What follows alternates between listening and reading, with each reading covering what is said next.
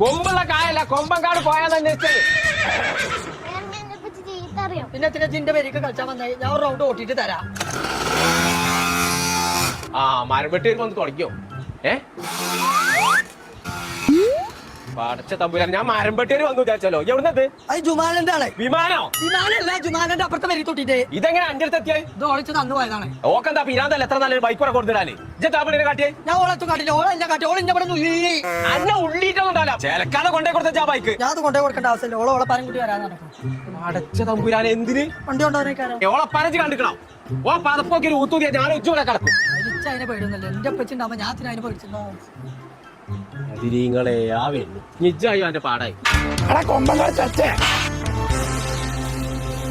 ആ ജനാസ വിളിച്ചറിഞ്ഞ ജീപ്പാനോട് ഇപ്പൊ തന്നെ പറയാം. എന്തേ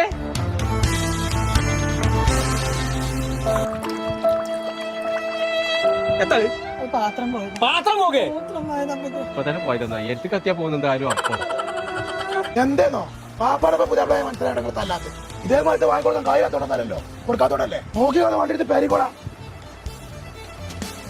നോക്കി നിൽക്കാതെ അടിച്ചു പിടിച്ചാ ബൈക്ക് വാങ്ങിക്കാണ്ട് വണ്ടി പോകാ. ആ നോക്കേ ഒന്ന് ഇതിന്റെ ഒന്നും കാട്ടൂലെന്ന് ഞാൻ ഒരു കാര്യം ചോദിച്ചാലോ. ഞാൻ ബൈക്ക് കൊടുത്താ വാങ്ങി മഞ്ചേരിയുള്ള മോട്ടോ കിട്ടുന്നോ? ആ എന്നാ പോയിക്കോ. തിന്നാത്ത